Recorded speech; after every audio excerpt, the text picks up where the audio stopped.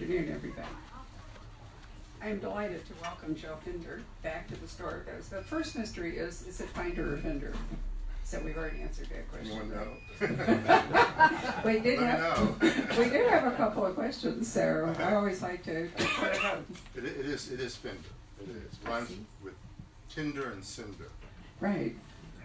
John Lesquoire's the really tough one. I always pronounce his name for everybody before we start. Is it Lesquoire? Yeah. Right. Yeah. Tough name. Everyone learned how to pronounce Crichton, I think, right? Yeah, They can Crichton. learn Crichton, they can learn Finder. You have to practice on some of the English with some of their absurd contractions. In any case, I'm really delighted to welcome Joe back. He's on a break from Boston, which is probably a pretty good thing. How was it when you left? It was around 40. Around 40 degrees. Well, that's not bad. Spring. I was just Nice being here. yeah. I was just talking to Dana Stabenow. It's 13 below in Homer, so I feel like Boston's getting. I know. Yeah. Did you see in That's Fairbanks tropical. that they actually been below 30, minus 30 for days and days? There's some kind of cold front, Where? Alaska. In Alaska? Right. Which will probably come down and sweep through New England and wipe you out. Exactly. Which it does. Somehow. So for Yeah. those of you who have signed up for the Writers Workshop at 4 o'clock, we have a handout, and I will check you in, and then you will get your book in case any of you are wondering. And if any of you wish to still stay and join, you are welcome to do that. So, Joe, you've taken on, as you often do, a very topical subject in this book. Opioids, exactly. And this really, you can hear me, right? Okay? Okay. You know, I began to read about the opioid crisis like we all did, and I learned that more people have died from opioid overdoses than died in all the American wars ever, including Iraq and Vietnam, both Iraq wars.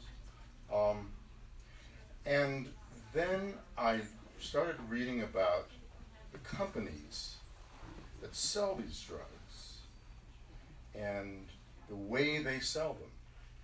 And a number of these companies, Insys is one, Purdue Pharma is another one, they would fly doctors into Caribbean resorts and pay them money for speakers' fees and tell them that the drug was not addictive. And they had studies to prove it. These are doctors. And the studies were bogus. And they all knew, these companies knew how addictive and dangerous the drugs were. And that pissed me off. And when something pisses me off, it's perfect for Nick Heller. And if you don't know who Nick Heller is, that's a whole separate discussion, which I'll be happy to talk to you about. But Nick Heller being my series character. And then I learned about a family that got rich became billionaires because of opioids. And you know, they were known as great philanthropists. They gave money to universities and museums and stuff like that. And museums and universities began to strip their names off the buildings. And I began to wonder, what must it be like to be in a family that's that wealthy and yet is that hated? And that's when it became interesting to me. So that was sort of that's the genesis of House on Fire. So let me say right offhand, it's not a preachy book about opioids, in case any of you are wondering about that. It's not at all. It is the engine that drives the story. It poses all kinds of problems. You know, when something like this happens, I was thinking back. We have this craze for naming things now. You know, for philanthropists or corporate sponsors. Ain't been to San Diego in recent times. I don't know who the guy is, but he bought the city. His name is on the zoo. His name is on, I can't remember how many different institutions in San Diego. I've never heard of it. But you know, the danger of institutions doing that is becoming clearer when either the family comes into disrepute for some reason, or somebody else wants to give even more money. Right. There's a hedge fund guy whose name I can't remember, who tried to give a huge amount of money or buy his name onto something in one of the universities back east, and the university turned him down. for various reasons I can't recall. This kind of stuff you read about in the Wall Street Journal on a fairly regular basis is where the serious money tends to show up. But I thought that was really interesting. They were anticipating potential blowback, if they accepted his, I think it was actually his wife he wanted to buy this, whatever it was, which was a big thing, and do it for. So over the years, we've seen institutions having to grapple with this problem. Yeah, and what really drew me in was the fact that it was a family that we're talking about. Right, not just an individual. Not just an individual, not just a corporation. I wouldn't have been interested otherwise. So I came from a family of 5 kids, and large families have dynamics that are the same across families, I think. I mean, my younger brother, who's only 2 years younger than me, was always going to be my younger brother in all family discussions and meals and that sort of thing. I get the better chair, because I'm the older brother. And my youngest brother, who is, by the way, an editor at the New Yorker, my youngest brother was babied by the family. My parents were hard-ass on me and my older sister, and when it came to Henry, the youngest, he had an easy ride. So, there are basic similarities, and I figured this might be interesting to sort of dig into what the dynamics are in this wealthy family, and have Nick Heller be the lens through which we see the family. That's so Tolstoy. Yeah, I love that Tolstoy. Was it all happy? All happy families are alike. All unhappy families are unhappy in their own ways, or something approximating that. Right. I don't know if it's true. Well, that's been. I mean, this is the sort of thing. Rob and I just watched a new version of the ABC Murders by Agatha Christie, which was strangely cast with John Malkovich as Poirot, with one of the worst accents I've ever. I could hardly understand him when he was speaking in his faux Belgian accent. But anyway, it came down again, to family, younger brother, money, this whole thing going on with William and Harry, and the heirs and the spare, and also, families that have an enormous amount of money and have succession issues. Are perfect fodder for murder plots, Have you seen Knives Out, by the way? Yes, right? I did. Yeah. I mean, I sort of thought of that. You bet. Yeah. Well, it's so interesting to me that Agatha Christie is just so hot right now. I mean, they're remaking so many of her books, and actually, I won't do a spoiler. I was sure I remembered what the ABC Murders was about, but then in watching it, which is at least 1 episode too long, they really padded it out to 3 when they could have done it in 2. I thought they'd gone off in a whole new direction, and it was only at the very end when I recognized that they came back to, the whole point of ABC Murders, and maybe it was always like that, and I had just forgotten everything but the final.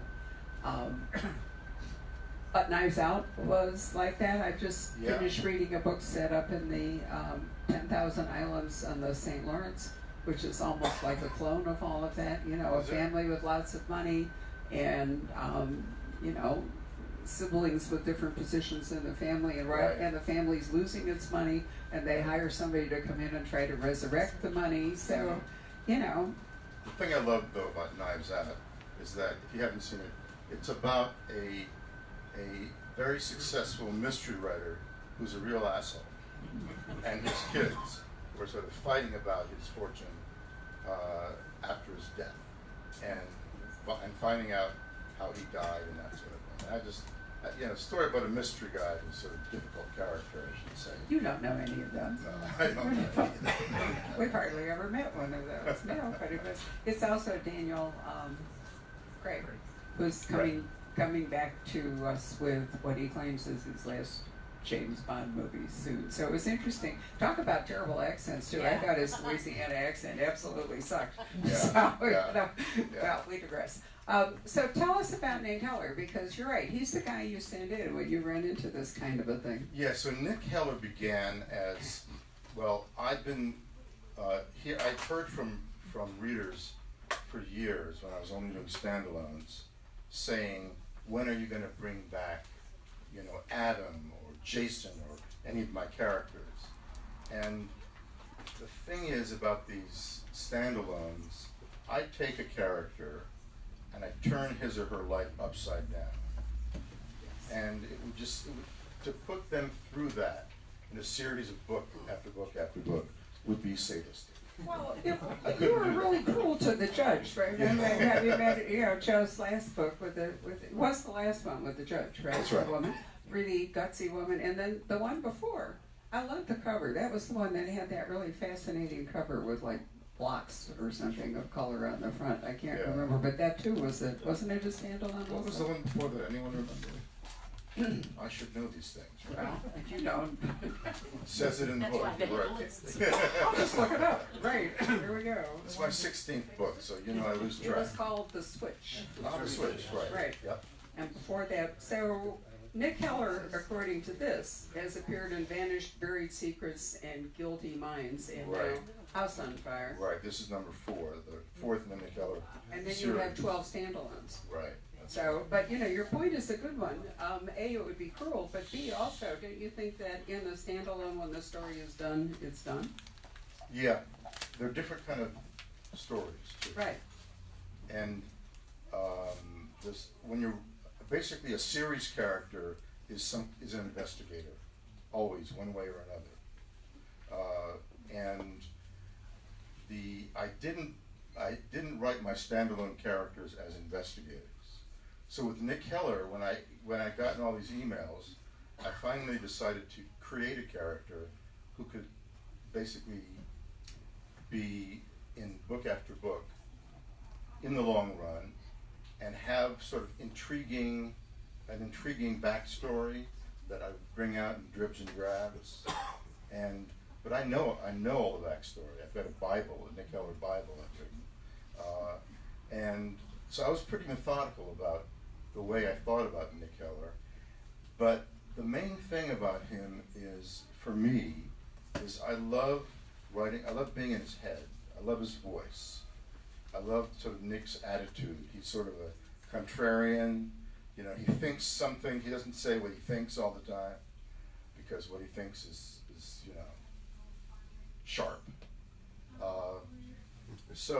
The Nick Heller character is something that I haven't done book after book. I've been alternating standalones with the series books, and because there's a gap between them, I end up having to reread them each time I start a new book. Even though I've written my little Nick Heller Bible, I have to reread because otherwise I would forget. Sure. You know. Well, that'll get harder when there are more than 5 of them. Yeah. Yeah. And if I make a mistake, I will get emails forever. That's true. You get much more instant feed. On the other hand, Yeah. they can also help you if you truly forget something. Yeah. Several authors have said that, when they are completely at sea about that, they can ask their fans and somebody will always be able to supply the information. So it's kind of useful in that sense. Next Christmas card, that's right. Yeah. So one of the things I've always loved about Joe's books, they are thrillers, but they're not military thrillers, they're not domestic suspense thrillers. You've always been interested in the corporate world, you've always been interested in business. And, that they're not spy stories or, the end of the world unless somebody saves us in Washington or whatever it is. So I've always found your books really relatable, if that's an applicable term. Yeah, I'm interested in Because they're real people. Yeah, exactly. It's the world that most of us live in, most of us have worked in. Right. And that's a good place, I think, to find drama because, lawyers have been done. There are a lot of lawyer novels. There aren't that many novels that are set somehow in the business world. Now, but I should say, House on Fire is not set within the corporation. It's set within the family. Right. It's as close to domestic drama as you probably come. That's probably right, exactly. Yeah. And then I find myself digging into Nick's background more, his, an old love affair, his experience in Afghanistan when he was almost killed. I sort of brought more of Nick's background into it than I ever had before. Yeah, it's a good point. You said he's an investigator, but I think of him to some degree as a fixer, but I'm not entirely sure what I think that term means. But a fixer is a guy that, well, fixes things, right? Yeah, so Nick is not just a private eye. I call him a private spy. Right. And what I mean is, he's not just an investigator like a private eye. He also is an operative. Right. He does operations. He'll infiltrate corporations or infiltrate families or whatever it is. He'll infiltrate. And those sort of operations are what make him a spy as well as an investigator. So in this book, he actually is infiltrating the family. Yeah, he basically poses as the boyfriend. I'll actually give you a sense. I mean, I know you're all going to buy the book, so I'm not trying to sell it, but I'll give you a taste anyway. Nick gets a call that one of his best friends, a guy named Sean, who saved his life in Afghanistan, has just died. Sean died of an overdose of opioids. And that already makes Nick angry because he thought the guy had overcome the addiction. And at the funeral, he is approached by a woman who says she is the daughter of the head of one of these opioid companies. In fact, the one that made the drug that Sean overdosed on.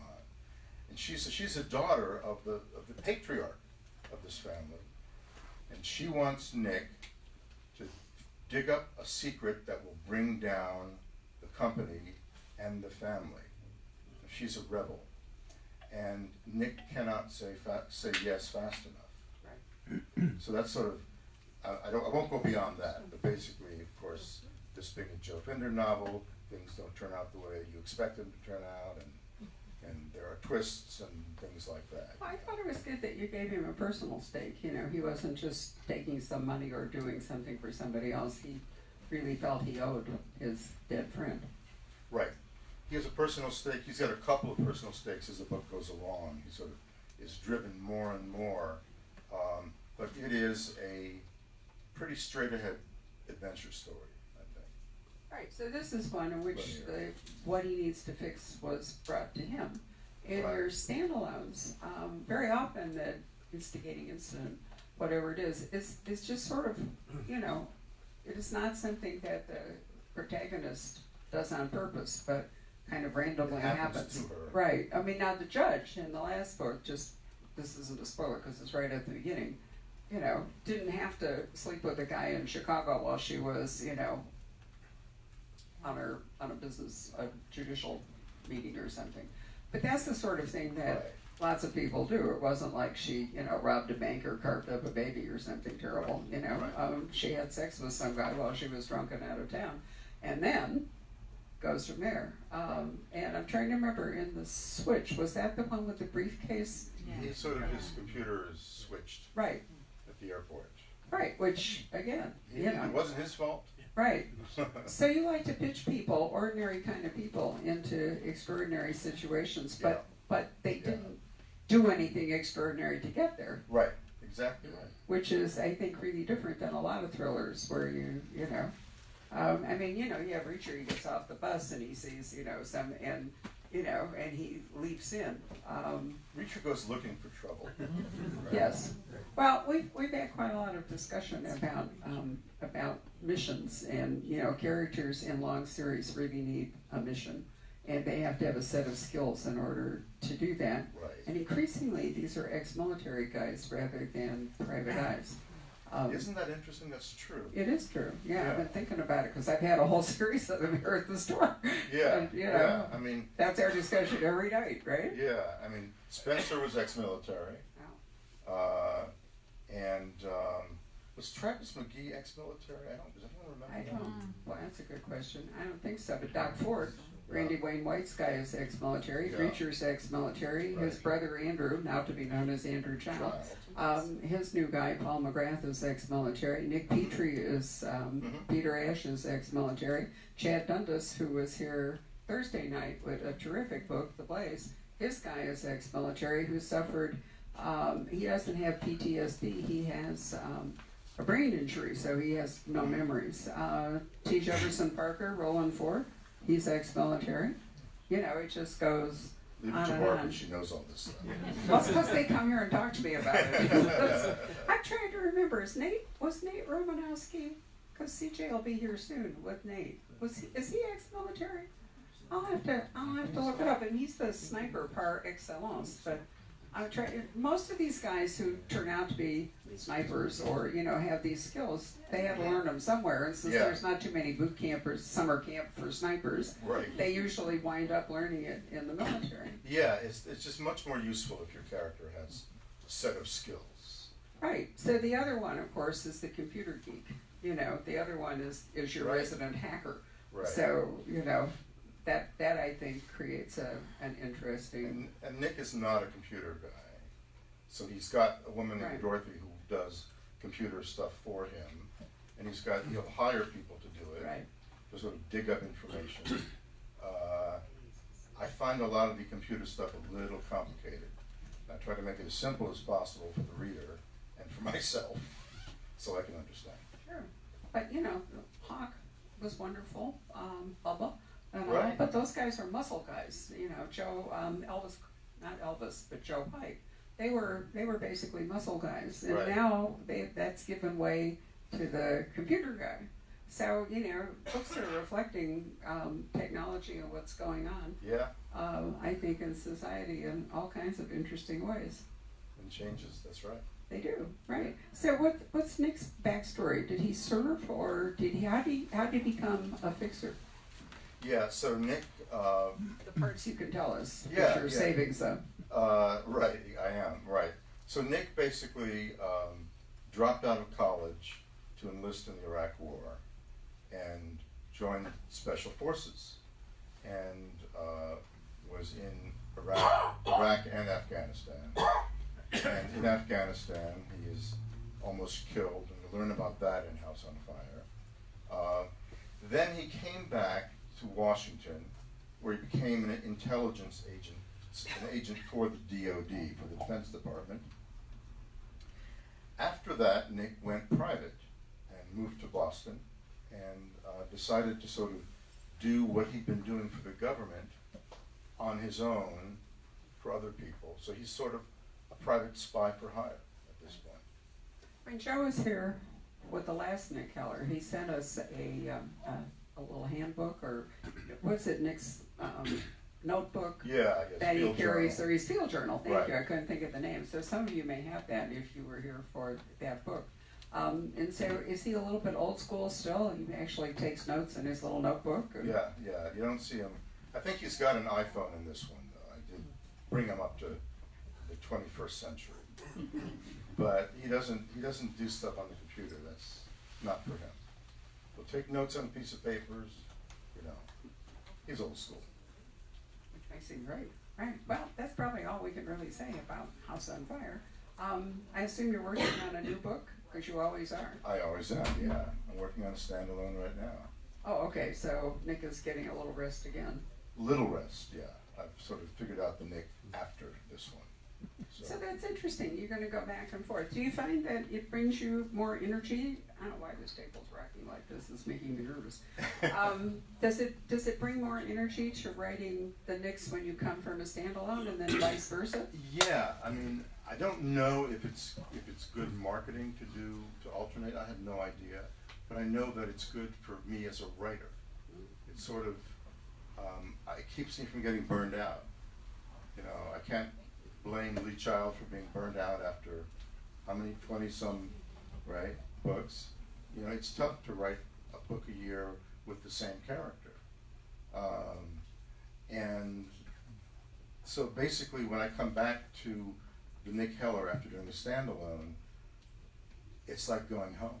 It's really kind of a wonderful, relaxed feeling I get being back in Nick's head.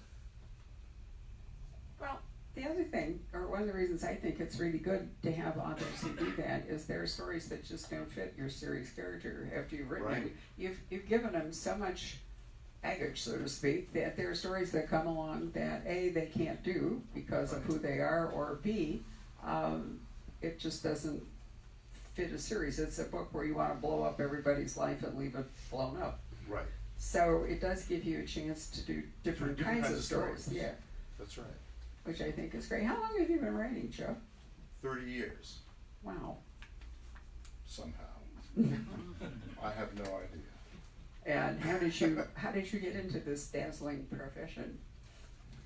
You know, I wanted to be a writer when I was a kid, and my parents talked me out of it. They said it's not a way to make a living. And so in college, I majored in Russian, and my plan was to sort of work in the intelligence field. And then I was introduced to what that would be like working for CIA. And for a guy like me who was fluent in Russian, that would mean that I'd be translating Soviet economic journals from Russian to English. And I just thought, man, that is not for me. Yeah, очень хорошо. No, не очень хорошо. I'd been spoiled by reading Robert Ludlum, and I had this vision of CIA officers as having, you know, Swiss bank accounts and Glocks and fake passports and that sort of thing. Leaping tall buildings. And, Yeah, or something fun. Isn't it interesting that Matt Damon and Daniel Craig are both so short? Yeah. Yeah, they do these amazing And things. Tom Cruise. Well, yes, I was glossing over Tom Cruise, right, but very true. Yeah, well, I can see that the dream was not going to be the reality. No, yeah, so I decided it would be more interesting to write. And it really is. Each one of my books, I get to get into something different and explore it, research it.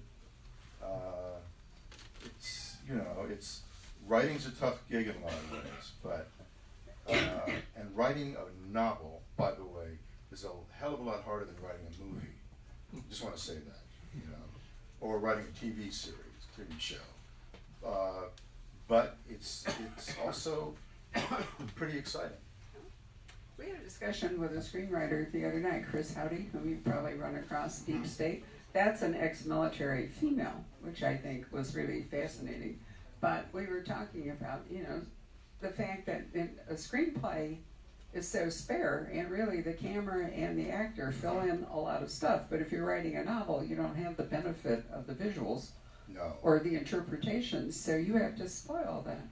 Yeah, also, there are things that you can do in a book that you can't do in a movie. Like what? There's characterization. You can't get into one person's first-person point of view. You can't get into someone's head. Wow, do you remember the Chandler, any of you seen the movie, The Lady in the Lake that they did make, a Raymond Chandler movie? And it was like Eye the Camera. The whole thing is, you see the entire thing in the head of, what's his name? I'm going blank, Philip Marlowe, right. So it's annoying to watch it as a movie because, you know, the camera basically is, Yeah. it's an entire first-person movie. Yeah. And I think as a movie, it's an exhausting technique. I haven't seen it doesn't- for years. Probably doesn't really work. Why do you do it more often? Obviously not, yeah, right. But have any of you ever watched it?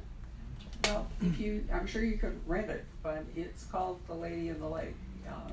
And, you know, if you watch it, you'll see exactly what we're talking about, that you can't really do a movie from inside somebody's head looking out. Yeah, so there are things that you can do in a novel that you can't do in a movie, and I sort of feel that we have advantages that in the movie that when you write a movie, you know, you don't even have to worry about costumes. You don't have to worry about the way someone's dressed. Someone's going to take care of that for you, right? You don't have to worry about scenery and that sort of thing. Or even facial expressions and all, because the actors supply that. That's right. Yeah. So I think it's a lot easier. And I say this as someone who has written movie scripts and TV scripts as well. Okay. That writing a novel, that's the tough game. Have you written a script for one of your own books? I haven't been asked to do that. Would you? I would. I think that producers are afraid to hire the writer. They're afraid that the writer is going to be too attached to his darlings, being characters or plot or something like that. and be unable to sacrifice them. I mean, you know, a movie script is 110, 120 pages, and with a lot of white space, that means you've got to cut out a lot of the book. But I've done that. Well, hold on a second. I did, come to think of it. I wrote the adaptation for Killer Instinct, which is in development in Hollywood right now. See, I forgot about it because it's in development in Hollywood. For how long? Right. Right. Forever. That's right. On the other hand, and I was pretty vicious in what I cut out too. So. with your own. With my own stuff, yeah. Yeah. It would be hard to kill your darlings. No? Not at all. With a paycheck waving at you? It was fun, right. Lord. Yeah, no, I can see, for any of you who have trouble envisioning this, if you read Tony Hillerman, for example, which is so much about, you know, landscape and legends and interior thoughts and all, they never went to visual well. Everything sort of failed. But if you read Elmore Leonard, for example, he had an enormous number of books made into films because they were huge amount of just dialogue, without a lot. That's right. And then there's the great Chandler story. I wish I could remember who the writer was, but I think it was I'm sure it was for The Big Sleep, now that I think about it. Do you remember who wrote the screenplay for The Big Sleep? James M. Cain, wasn't it? Somebody like that, some really distinguished writer. Anyway, Chandler was not great on plot, so at some point when the movie's being made, the writer, not Chandler, called Chandler, and he said, Ray, he said, you know, why does so-and-so happen at this point in the book? And Chandler said, damned if I know. And, you know, it's, I think it would have been hard for him to have, you know, turned one of his books into a movie because plotting was really not his forte at all, right? No. I've always liked that, you know, that whole, if The Big Sleep is a classic, right? But it doesn't make a whole lot of sense if you watch it. But if you get the director's cut DVD, you will find out why. I'm sure I've told you all this. How many of you heard me mention that before? No? All right, so it turns out that the reason The Big Sleep in the movie doesn't make a huge amount of sense is that it was Lauren Bacall's big thing. And the powers that be at the studio decided to cut a completely necessary scene in the plot in order to give her more face time and to take away actions by another character and give it to her so she would have more face time. So if you watch the director's cut, the scenes that were cut are in there, then you can see it's the whole thing in the police department and courtroom and all where the explication of the plot in the book, such as it is, takes place, and in the movie instead it's Lauren Bacall doing something, and all of that is ignored. Right. So that's an aspect of Hollywood we don't really think about necessarily, is that in trying to bolster just one actor's career, you can sacrifice a lot of the script. I remember when they were doing High Crimes for my book, they changed the ending. And I said to the screenwriter, so what was that all about? And they said, I said, you know, fine, you can change it, but why? And they said, Ashley Judd said it was too similar to a movie she had done. And Ashley was the star. Right. So they had to change the ending. And there are, you know, scenes, love scenes between Jim Caviezel and Ashley Judd in High Crimes, in which Jim is wearing a T-shirt, and his contract said he did not have to take off his clothes. So all these extraneous seeming reasons, affect what you see, and you have no idea. It must be unnerving for the author. Oh well, If the movie's good, and it was in the case of High Crimes, I'm fine with it. Well, I was amused by it. Sure, some people are lucky. Michael Connelly has really been happy with Bosch, but he's taken a huge role in making it work. Right. Jim Salas was happy with Drive, you know. And then Sarah Paretsky hated every moment of hers, and Sue Grafton refused to ever sell one of her books to Hollywood. So everybody has different experiences. Right. You know, you've been lucky. I have, yeah. I've had 2 movies made. And Judgment is in development. Oh, oops. Development.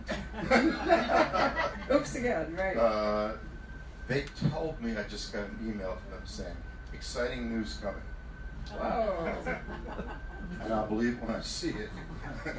Well, this is the golden age for taking books and turning them into video. That's right. You know, Yeah. so, I mean, as a Especially writer, TV it has to be a series. really wonderful time. Yeah, yeah. In that sense, you know, Yeah. you have a much better shot at getting a TV series than you ever, you know, you've had movies. But, Yeah. I There are a think, lot more TV shows on. yes. Hundreds and hundreds. And they don't appear to be as desperate, or not desperate, they don't seem to require the star power. You know, you saw Knives Out, for example, Mhm. and when I read about it, it turns out that once they signed Daniel Craig on, they got the entire cast in something like under 6 weeks because everybody wanted to work with Daniel Craig. Yeah. You know, whereas if it hadn't been him, they might never have made it, or they might have taken, you know, forever. Right. You know, Doug Preston sold this book about the Florence, The Monster of Florence. yeah, the Monster of Florence, to George Clooney. But then George Clooney got distracted with everything, and it never got made. So that's the downside of having to have a star power. Right. You know, is that the star decides to go in 14 other directions, or even one, you're screwed. That's right. Yeah. And it happens with movie stars in particular. It does. As opposed to being connected to a producer, for example. I'm going to sign off. This is for a podcast. I'm trying this as an experiment because not everybody wants to watch videos. So I'm going to say thank you, Joe, very much for talking to me. Yay. You're welcome. PK, here we are. This would be a good time to thank our video audience for joining us this afternoon. We hope you've enjoyed a conversation here with Joe Finder.